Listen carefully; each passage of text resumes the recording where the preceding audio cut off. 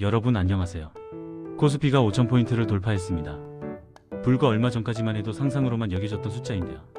2026년 1월 대한민국 금융 역사는 새로운 페이지를 넘겼어요. 하지만 이 화려한 숫자 뒤에는 금리 역전, 고환율 전쟁, 지속 관세 갈등이라는 복잡한 변수들이 얽혀 있습니다. 과연 이 상승세가 지속 가능할까요? 아니면 거품일까요? 오늘은 코스피 5,000 시대가 투자자에게 던지는 진정한 의미, 숨어있는 리스크, 그리고 우리가 준비해야 할 투자 전략까지 10분 안에 깊이 있게 분석해드리겠습니다. 지금 바로 시작합니다. 먼저 코스피 5,000 돌파가 갖는 상징성부터 이야기해볼까요? 그동안 한국 증시는 늘 저평가의 늪에 빠져 있었습니다. 이른바 코리아 디스카운트죠. 우수한 기업들이 있어도 지정학적 리스크와 불투명한 지배구조 때문에 제대로 평가받지 못했어요. 그런데 이번 5,000선 돌파는 다릅니다.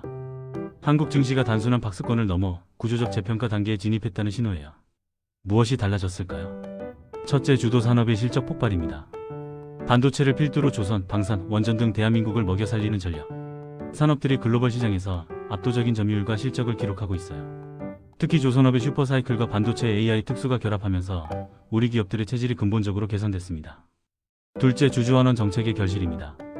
정부와 기업이 힘을 합쳐 배당 확대, 자사주 소각 등 주주 친화 정책을 강화했어요. 밸류업 프로그램이라고 들어보셨죠? 이런 정책들이 외국인 투자자들의 시각을 긍정적으로 바꿨습니다. 셋째, 글로벌 비교 우위입니다. 놀라운 사실 하나 알려드릴게요. 2025년 한 해 동안 코스피는 무려 75.6% 상승했습니다. G20 국가 중 압도적 1위예요. 이는 한국 증시가 더 이상 변방의 시장이 아니라는 걸 증명합니다. 우리 기업들이 글로벌 공급망에서 얼마나 대체 불가능한 존재가 되었는지를 보여주는 거죠. 하지만 여기서 멈춰서는 안 됩니다. 장밋빛 숫자 뒤에는 심각한 리스크들이 도사리고 있어요. 첫 번째, 금리 역전 현상입니다. 미국 금리는 3.75%, 한국 금리는 2.5%예요. 무려 1.25%포인트 차이가 납니다. 이게 무슨 의미일까요? 투자자 입장에서는 한국에 투자하는 것보다 미국에 투자하는 게 더 유리하다는 뜻이에요. 언제든 외국인 자금이 빠져나갈 수 있다는 거죠. 실제로 금리 역전이 지속되면 자본 유출 우려가 커집니다. 주가가 아무리 올라도 외국인들이 돈을 빼가면 하루아침에 무너질 수 있어요. 두 번째, 고환율 문제입니다. 달러 환율이 1,470원을 넘어섰어요. 환율이 높으면 수출 기업에는 유리할 수 있지만 전반적인 경제에는 부담이 됩니다. 수입 물가가 상승하면서 인플레이션 압박이 커지고 있고요. 원자재 가격도 덩달아 올라가면서 기업들의 원가 부담이 늘어나고 있습니다. 게다가 높은 환율은 실질 구매력을 떨어뜨려요. 서민들의 생활비 부담이 커지는 거죠. 세 번째, 대외 정세 불안입니다. 러시아 마이너스 우크라이나 전쟁이 아직 끝나지 않았고 중동 정세도 불안정해요. 미국 트럼프 대통령의 관세 정책도 변수예요. 최근에는 그린란드 매입 발언까지 나오면서 국제 정세가 더 복잡해졌죠. 이런 불확실성은 글로벌 공급망을 흔들고 특히 수출 중심 기업들에게 큰 부담이 됩니다. 네 번째, 국내 경기 둔화입니다. 성장률이 저하되고 있어요. 소비가 위축되고 내수 경기가 둔화되면서 업종별로 양극화가 심화되고 있습니다. 반도체나 조선 같은 수출 대기업은 잘 나가지만 내수 기업들은 고전하고 있어요. 이런 불균형이 지속되면 증시 전체의 건강성에 문제가 생길 수 있습니다. 그럼 앞으로 어떻게 전개될까요? 코스피는 계속 오를까요? 국내외 주요 증권사들은 코스피의 상단을 더욱 높여잡고 있습니다. 맥커리 증권은 심지어 6,000포인트 가능성까지 언급했어요. 어떤 시나리오가 가능할까요? 시나리오 1, 섹터 순환매 장세. 반도체와 조선이 닦아놓은 길을 자동차, 방산, 원전 등이 이어받는 흐름이 나타날 것으로 보입니다. 특히 AI와 에너지 안보 테마는 단기 유행을 넘어 중장기적 성장 동력이 될 거예요. 지금 소외된 섹터들이 차례로 재평가받으면서 지수를 끌어올릴 수 있습니다. 시나리오 2, 자원 외교의 수혜. 최근 언급된 그린란드 등 북극권 자원 개발과 관련된 이슈가 있죠.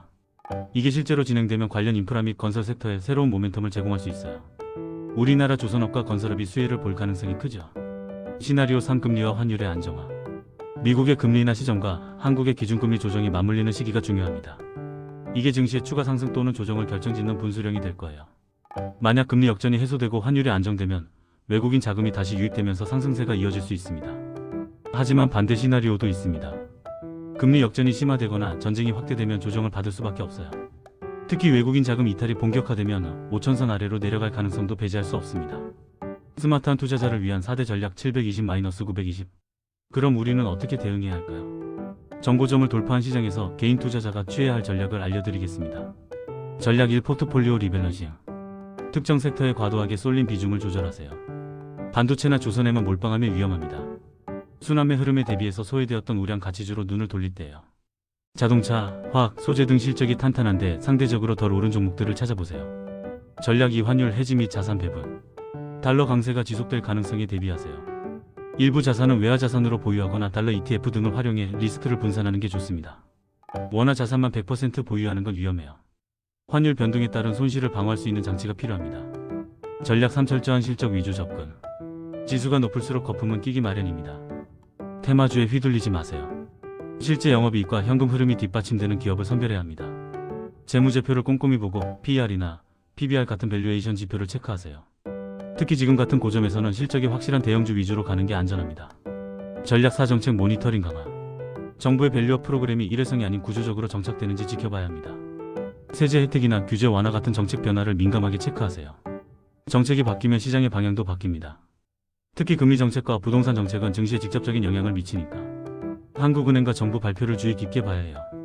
오늘 준비한 내용은 여기까지입니다. 코스피 5000 시대는 우리 증시가 성숙한 성인으로 성장했음을 알리는 신호탄입니다. 코리아 디스카운트가 해소되고 있다는 긍정적인 신호죠. 하지만 높은 곳일수록 바람은 차가운 법입니다. 금리 역전, 고환율, 대외 정세, 불안 등 리스크가 산재한 지금 투자자에게 필요한 건 조급함이 아닌 냉철한 분석입니다. 한국 경제의 저력을 믿되 변화하는 글로벌 경제, 지형에 유연하게 대응하는 전략적 사고가 여러분의 자산을 지켜줄 겁니다. 포트폴리오 리밸런싱, 환율 해지, 실적 위주 접근, 정책 모니터링. 이 네 가지만 기억하세요. 이제 6000 시대를 준비하며 보다 정교한 안목을 길러야 할 시점입니다. 숫자가 아닌 가치에 집중하시길 바랍니다. 영상이 도움이 되셨다면 구독과 좋아요, 알림 설정 부탁드립니다. 여러분의 투자 전략이나 궁금한 점이 있다면 댓글로 공유해주세요.